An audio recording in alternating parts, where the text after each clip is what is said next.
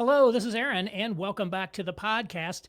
This week, I'm going to go back to the topic of elites and look at what we can learn about elite selection from looking at the Mormon Church. It's no surprise that religion is in decline in the United States, but there is an exception. The Mormons. The Mormons are growing. They're actually booming. Not only that, they have great family formation statistics in an era when the overall stats are bad. They get married. They have kids, often lots of kids, right? They tend to stay married. Not that divorce is, impossible there, but they seem to have pretty solid families. Just look at a place like Utah, which I believe has the highest birth rate in the country. They also have very high functioning communities overall. Again, look at Utah. It's like a throwback to what America used to be back in the day. The Mormons also have great aesthetics. I mentioned that all these Mormon mommy bloggers out there, a huge percentage of the mommy bloggers tend to be Mormons. Or Kinfolk magazine, if you're familiar with that, was also Mormon. When I lived in New York City, I lived right up the street from the Mormon temple, and I would sometimes see these Mormon families walking down Columbus Avenue towards the temple, and you could spot them blocks away. They just had such this incredible, perfect look about them. And like, this can't be true. And then they've got things like the Mormon Tabernacle Choir, the beautiful temples that they often build. The Mormon Temple here in Indianapolis is a fantastic structure. And then they've been very financially successful. They have apparently a $100 billion hedge fund that the church manages. Now, the Mormons did almost go bankrupt a couple of times. So they have gone through brushes with financial disaster. Right now, incredibly financially successful as a church. And you look at these guys and like, what are they doing right? And I would suggest that their overperformance is in part a result of a high quality elite selection process. Now, I'm going to talk about the Mormon Church using essentially Wikipedia tier knowledge about it. I'm not going to claim to be a deep expert on the Mormon Church. I did some reading preparing for this, and I know I have at least one LDS listener on here because I've heard from him before, so I'm sure that I will get an email with many, many, many details that I got wrong, but the key is just look at the bigger picture and think about it. And I really got interested in this when I read, maybe during his presidential campaign, that Mitt Romney had spent several years as a Mormon bishop. Now, as it turns out, a bishop in the Mormon Church is more like a parish priest than a bishop in the Catholic Church. But still, the idea that he's a parish priest, and he was the president of something, I think they call it a stake, which is the equivalent of a diocese in the Mormon Church. So he was essentially the head of the diocese too. And he's doing this at the same time that he's running Bain Capital. So he's running Bain Capital by day, and on the weekends, he is the volunteer, unpaid parish priest / bishop of his local Mormon church. Like, man, that's kind of curious. How did they get this high wattage, obviously very impressive person to serve in that position? And what I discovered is that the Mormons actually do this strategically.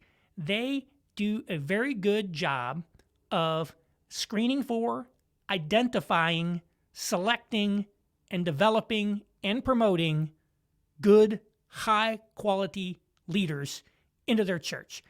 And, we can see this in the people who've reached the top of it. The Mormon Church is run by a 3-man office of the First Presidency, and then there's also another body, I think, called the Quorum of the 12 Apostles, which is like, kind of a secondary body there. And I'm just going to read some of the people who occupy these positions and tell you just a tiny bit about them. You can look them all up on Wikipedia if you want to know more. And I'm not going to go through them all. And this is taken from an article. The actual people who occupy these roles is taken from a 2018 article. So maybe there's been some changes, but the point is not the who, but just to give you a sense of who they are. So the president of the Mormon Church is a guy named Russell M. Nelson. And Nelson was a top surgeon with a long and illustrious career. He actually helped develop the heart-lung machine back in the 50s, I believe. The first counselor to the president in this first presidency that runs it, is a guy named Dallin Oaks. He went to the University of Chicago Law School. He worked for Big Law at Kirkland and Ellis, and he served on the Utah Supreme Court. The second counselor is a guy named Henry Eyring. I think that's how you pronounce it, Eyring. He got a PhD from Harvard and went on to teach at Stanford and MIT. And then moving on to this, Quorum of the 12 Apostles, this elder named Jeffrey Holland, he's the former president of Brigham Young University. Now, not all of these guys are equally as illustrious, but if you look at them, you realize, man, they have managed to put some pretty high wattage people into leadership positions in that church. Maybe there's a reason that they're successful. And what you see is all these guys are old. The Mormon Church sort of runs on a longevity and seniority system. Their rank within this quorum and within the presidency is seniority based. So there really is a gerontocracy there. And I've critiqued gerontocracy elsewhere, and I think that it really has caused them problems in the past. I think there have been situations where the president of the Mormon Church has become essentially incapacitated through disease or dementia, and it's really caused problems for them. So there are some downsides to this gerontocracy, but they have had people who've been around a long time, have been proven over many, many, many years. So there's no chance, very little chance, very hard chance that there's going to be any interest. So some new person is going to come in and I'm going to penetrate the leadership and I'm going to change this. And if you want to do that, you have to be all in for a very long time to even think about getting close to the leadership of that place. So that's a good thing. And then they operate at least nominally on the basis of consensus, meaning unanimous consent. Now, how it really works, I don't know. But they don't have this necessarily majority voting approach. In theory, there's a consensus-based approach among the senior leadership. So what we see is they have really identified very high caliber, high talent, proven people to be in those top leadership positions in the church. And this is something that we see at all levels of the organization. Again, they screen, they identify, they develop, and they promote, high potential and high demonstrated capacity to lead, and for people who are all in on what they're doing as a church. One thing that they do, and I believe this starts at a pretty young age, is they seem to surveil their members. That's probably not the term that they would use, but my impression is if you are a Mormon, you in essence have something resembling a social credit score, like Chinese-style social credit score. So they are looking. Do you attend services every week? Did you do your mission work? Do you tithe? Right? Are you serving in the callings that they've given you, which we'll talk about in a minute? Are you, on board with all the things that they want you to be? Are you demonstrating high capability and, accomplishment in your secular career? So they're looking at this stuff and say, okay, what are these people doing? And they're looking at that. And then as they find out who you are and see your capabilities and get to know you a little bit, they assign you to what are called callings. So a calling is basically your job in the Mormon Church. And these callings are unpaid. One thing that's very unique about the Mormon Church, maybe we'll talk more about this, is they don't have paid clergy, paid ministry. So yes, they do have some people who get paid, but for the most part, they rely on unpaid lay volunteers to do all the work. But the key is you're not truly a volunteer in the sense that we would think of a volunteer in the Christian church. The Mormon leadership, at all these levels, looks at the talent pool that they have, the people under them, and they say, this guy would probably be a good fit here. We have a need. Who would be good to fill that need? That's this guy. It's this person. So they put that person in there, and that person is now the unpaid, provider of that task for potentially years. Mitt Romney served as a bishop for several years in the Mormon Church. And here's the key. They tell you what you're going to do. You don't necessarily tell them what you want to do. Think about the mission. One of the key callings is the mission trip that you do. Young Mormon men, they don't have to do it, but they're expected to do it. And it's certainly going to count against you if you don't do it. They're expected to do 2 years of mission work for the Mormon Church. They don't get to pick where they serve. They are assigned to a mission. They have to be willing to serve anywhere in the world. They pick what you do. And so kind of what this does is it does a few things. One, it lets them match people with positions that they think are a good fit for them. So it's a mix of need and capabilities and attributes. It's not like, they're just sticking people in these roles. They're looking and saying, okay, who would be a good person to put in this role? And it also lets them check for skin in the game.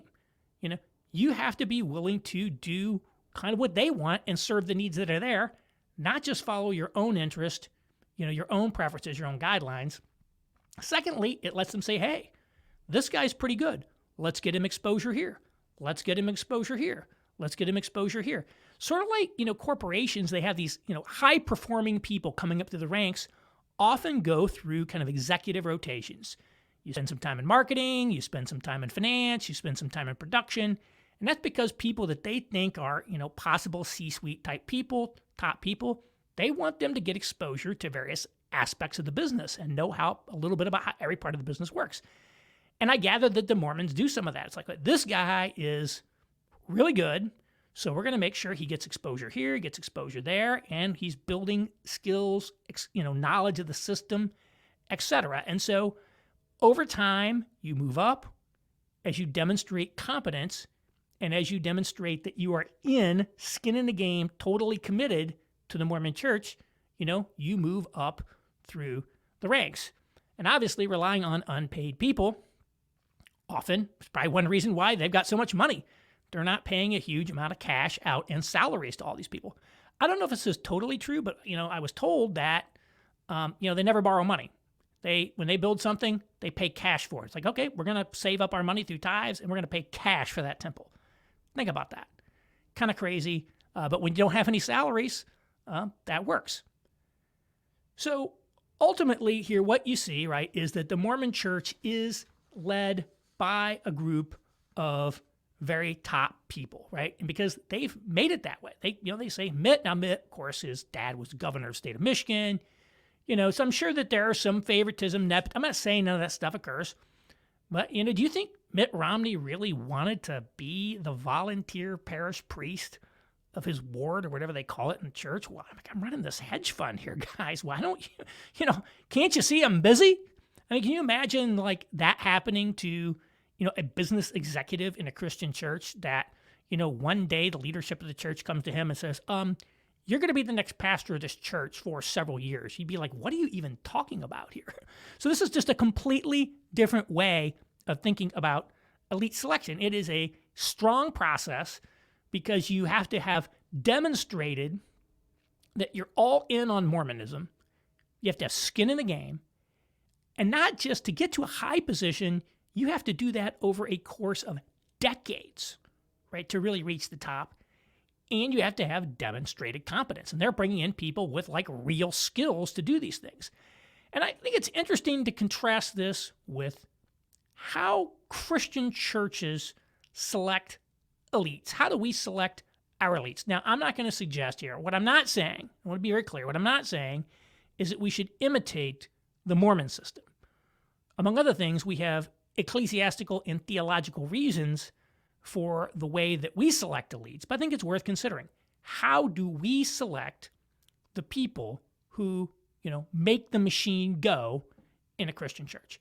Well, I've said before that Protestant churches, the elders or the deacons or whatever they're called in your church, the people who kind of are the board of directors, the people who run the thing, tend to be, often the richest dudes in the church because giving follows the Pareto distribution, 80-20. Those guys are probably, financing a lot of it. It just happens to happen. Typically, the richest guys in the church tend to end up on that board. And you know what? Wealth, to some extent, is a proxy for talent in many cases. Not all talent, not all cases. I'm not saying that's a totaling, but heuristically, yeah, if this person is an executive or this person is a surgeon or this person, is a big developer or, this person is a scientist and they've made a lot of money, well, they're probably also pretty talented. So in my experience, this group of people actually does tend to be pretty talented. Now, I did a podcast a while back I called The Composition of Bodies, where I said you have to look at the compositions of things like your board of elders and say, what is the profile of person on it?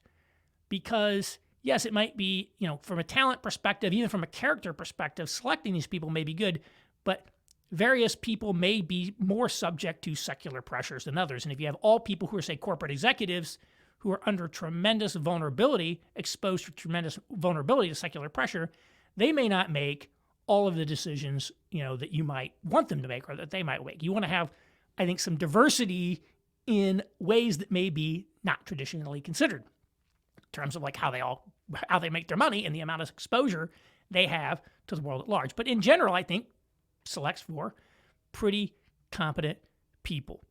I also think, when a Protestant church is selecting a new minister, a new pastor, they tend to go through a selection process.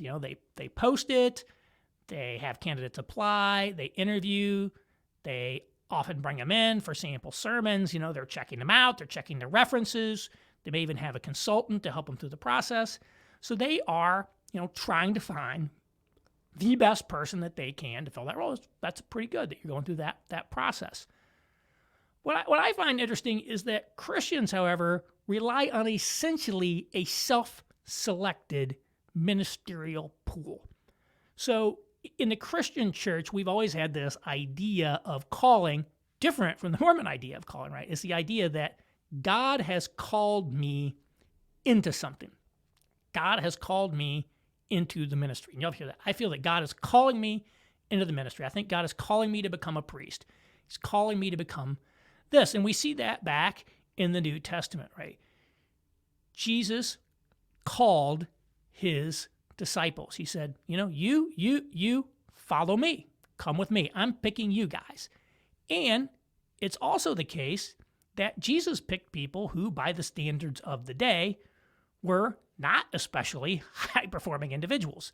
And in fact, we see that, prior to Pentecost, prior to the ascension, basically, these guys are basically kind of buffoons. They're no good. They're constantly like fighting with each other. They're constantly trying to, angle for position.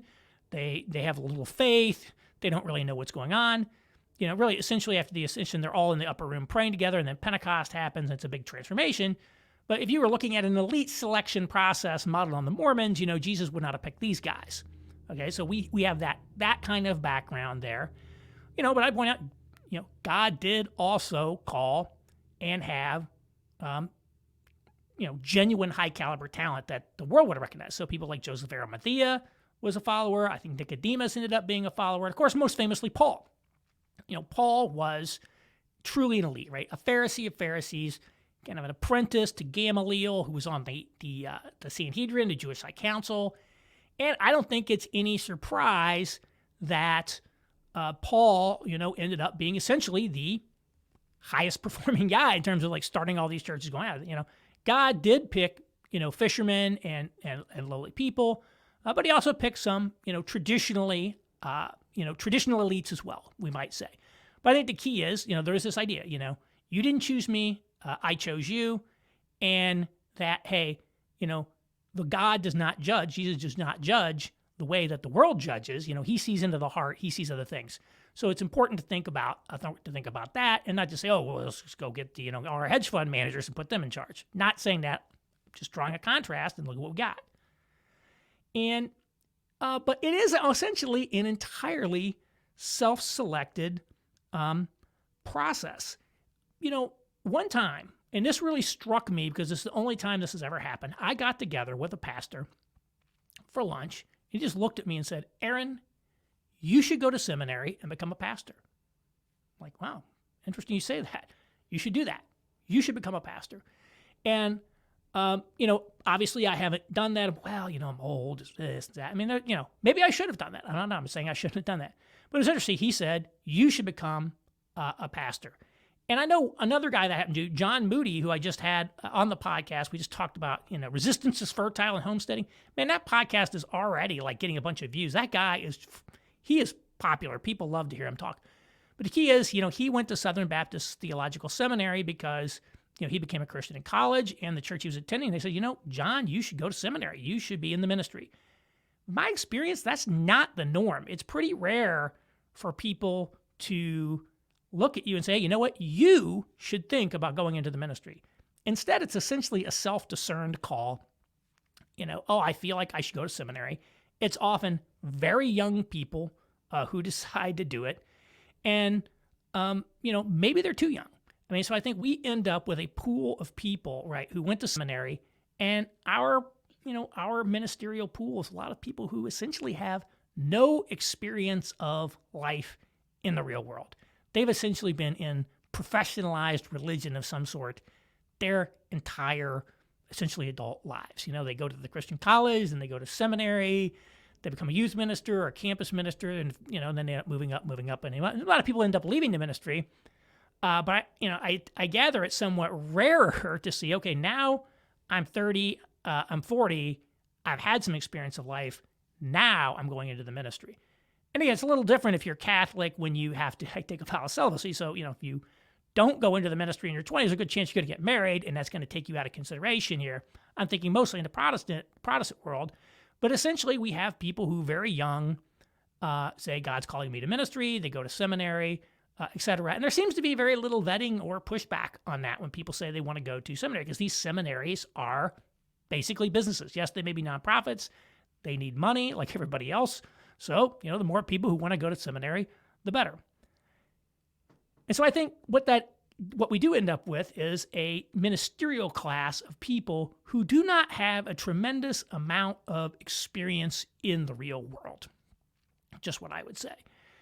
When you look at the administrative roles of a church, who does the non-ordained work in the church, it tends to be made up of, volunteers. There's a lot of volunteers. And the people who are hired as staff at church, often it's people kind of in their congregation who kind of need a job. Hey, this person needs a job, and so we're going to hire him or her part-time to do X. That's very common. I've seen that across multiple churches, multiple denominations. Not saying that's a bad thing. It's good. We do have a lot of people do a lot of unpaid labor in the Christian church, and I think it's a good thing that if you have people in need, hey, maybe we could give them some job as a bridge. We need it done. They can do it. It helps. Not saying that's all bad. I do think, though, that the people who end up working in the administrations of our churches are not necessarily the people that, we took a step back and say, what is the person we would love to have doing this job? We don't end up with those people, right? It's whoever steps up and volunteers. And, sometimes people volunteer because they've got like some need in their life, and they're looking to, find meaning or something through that. I mean, I see people who kind of do that and have done that. And I'm saying that's all volunteers. Again, I'm not saying it's everybody, but there's some. And so I think a lot of times like, man, is this like the talent pool that we would like to have running our churches? I think it's like very low selectivity. Whoever shows up and volunteers, and, and then it's kind of like, maybe who needs a job. So we're not saying, okay, who are the people in our congregation we would like to be filling this role, and let's go tap them on the shoulder and recruit them in. Now, I'm sure that does happen some, but that seems to not be the norm. There seems to be, to some extent, who wants to do this? And in fact, you often see that in the church bulletin on Sunday. Hey, we're looking for volunteers to do X. And again, it's often a short term. Hey, we need people to, pack up all these Christmas boxes that we, bought for our low-income kids. Nothing wrong with that. It's like total volunteer way that we staff. And no surprise, I think we always end up, not exactly, being run by the highest talent people, and often a lot of administrative issues and other things. So I think that's something to look at. Like, man, how do we select people for these administrative roles, and how do we kind of look at this ministerial pool? I would say probably much more, we should be encouraging people in the Protestant world to get a little experience of life first, to, make sure that they've discerned their true calling before they just say, I'm going into the ministry. Now that I'm 23, I graduated from college, I'm getting ready to go to seminary here. Or I just, converted, and now I feel called to ministry, which often seems to happen like relatively recent converts decide to go into ministry.